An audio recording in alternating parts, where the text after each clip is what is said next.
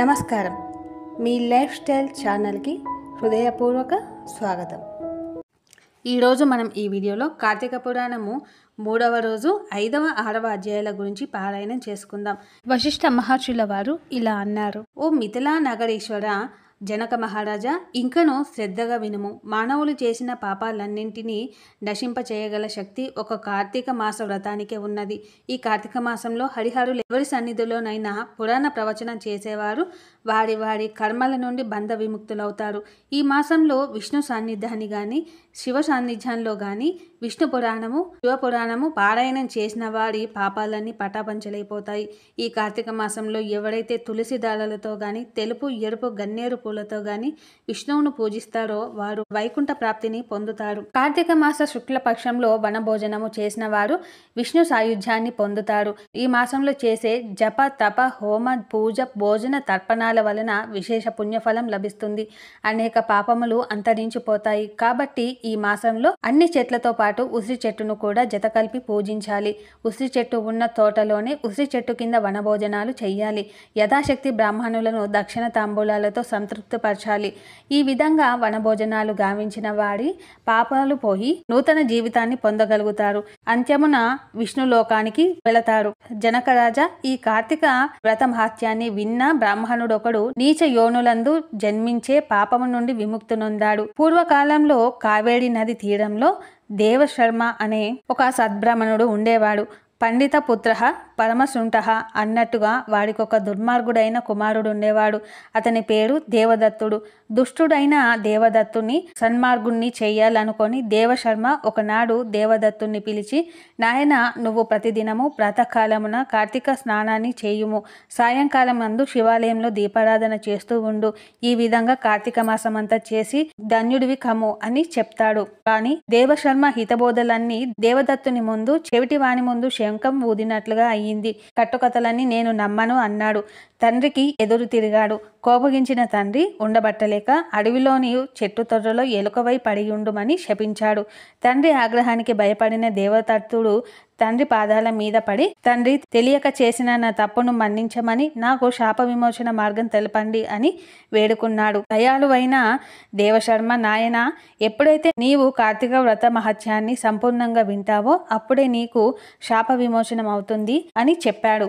తండ్రి శపించిన కారణాన తనయుడైన దేవదత్తుడు అప్పటికప్పుడే మూషిక రూపమై ఒక దట్టమైన అడవి యందు అనేక జంతుజాలమునకు ఆధారభూతమై ఉన్న బలవంతమైనదయగు కానొక మహావృక్షం యొక్క చెట్టు తొర్రలో పడి జీవించసాగాడు. ఇలా కొంతకాలం గడిచింది. అప్పుడు ఒకనాడు విశ్వామిత్ర మహర్షి తన శిష్య సమేతంగా వచ్చి కార్తీక స్నానం ఆచరించి ఎలుక నివసిస్తున్నటువంటి చెట్టు కింద కూర్చొని తన శిష్యులకు కార్తీక వ్రత మహత్యాన్ని వినిపించసాగాడు.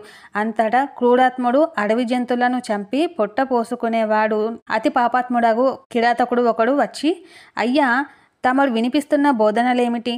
మహర్షులను మహాపురుషులను దర్శించినంత మాత్రం చేతనే అజ్ఞానులు సుజ్ఞానులవుతారనుటలో సందేహం లేదు. కావున మీరు వినిపిస్తున్న బోధనలు వినాలనే కుతూహలంతో ఉన్నాను అన్నాడు. విశ్వామిత్ర మహర్షి ఆ కిరాతకుని కూర్చోమని చెప్పి, నాయన, ఇది అత్యంత పరమ పవిత్రమైన కార్తీక వ్రత మహత్యం. పరమ పావనమైన ఈ మహత్యాన్ని విన్నను చదివిన వారందరూ పాప విముక్తులవుతారు, కైలాస ప్రాప్తి కలుగుతుంది అని చెప్పాడు.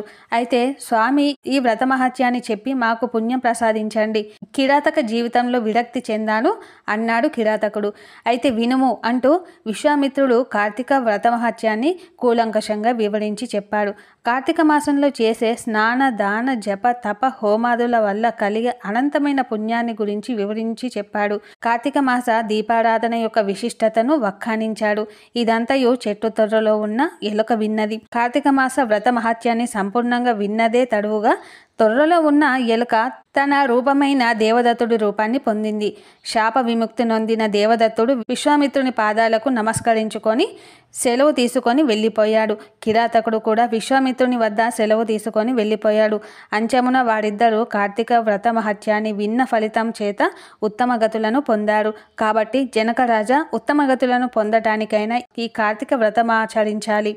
అట్లా వీలు కానిచో భక్తి శ్రద్ధలతో ఎవరైనా సరే ఈ కార్తీక వ్రత మహత్యాన్ని వినాలి.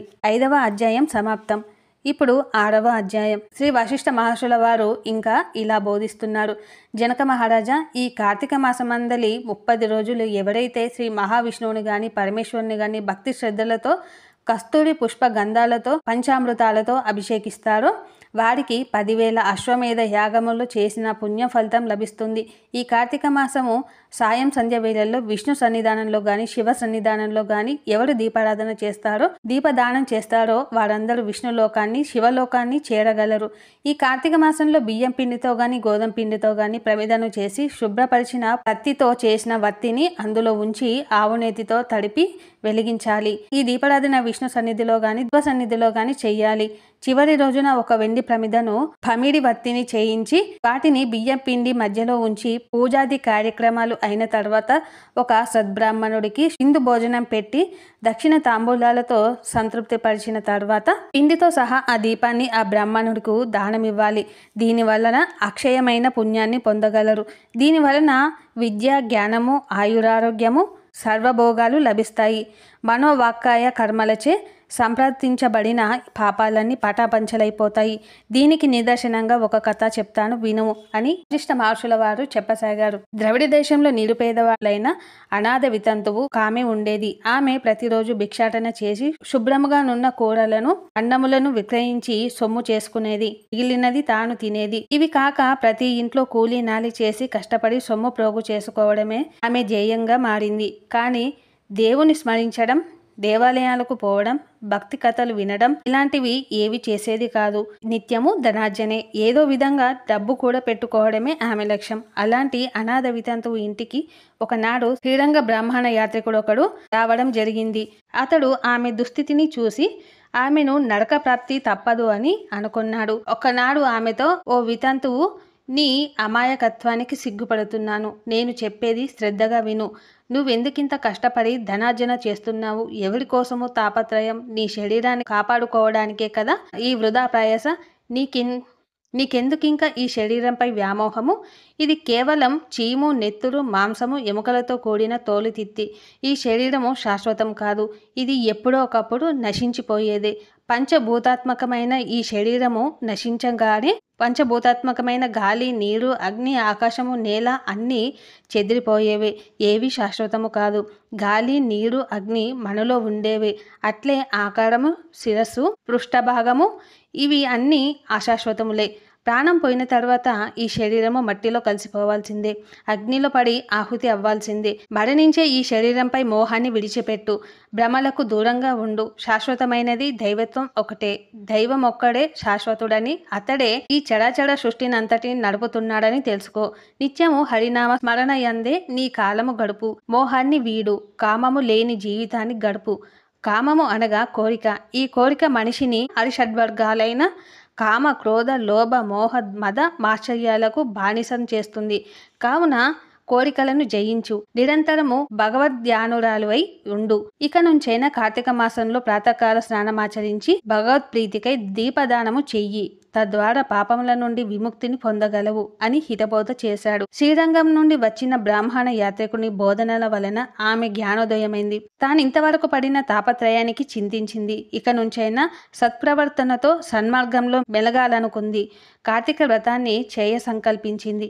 ఈ సంవత్సరం వచ్చిన కార్తీక మాసంలో వ్రతాచరణ ప్రారంభించింది. ప్రాతకాలంలో చన్నీళ్ల స్నానం చేయడం, శ్రీ విష్ణువును పరమేశ్వరుని పూజించడం, దీపదానం చేయడం, పురాణ శ్రవణాలతో ఈ కార్తీక మాసమంతా భక్తి శ్రద్ధలతో చేసింది. చివరి రోజుగా చక్కగా బ్రాహ్మణ సమారాధన కూడా గావించింది. తత్ఫలితంగా ఆమె తమ జన్మాంతరముల పాపాల నుండి విముక్తురాలై చివరకు శాశ్వత స్వర్గ సౌఖ్యాలను అందుకుంది. వింటివా రాజా? కావున కార్తీక మాసంలో అన్నిటికంటే ఉత్తమమైనది దీపదానము. ఈ దీపదానాన్ని తెలిసి చేసినా తెలియక చేసినా పాప విముక్తులై మోక్ష ప్రాప్తిని పొందుతారు. ఈ కథ విన్నను చదివినను సంసార బంధ విముక్తులై భగవద్భక్తులవుతారు. 6వ అధ్యాయం సమాప్తం. కార్తీక పురాణం 3వ రోజు. మీకు ఈ వీడియో నచ్చినట్లయితే లైక్ చేయండి, షేర్ చేయండి, సబ్స్క్రైబ్ చేయండి. మరిన్ని మంచి వీడియోల కోసం మన ఛానల్ని చూస్తూ ఉండండి. ధన్యవాదాలు.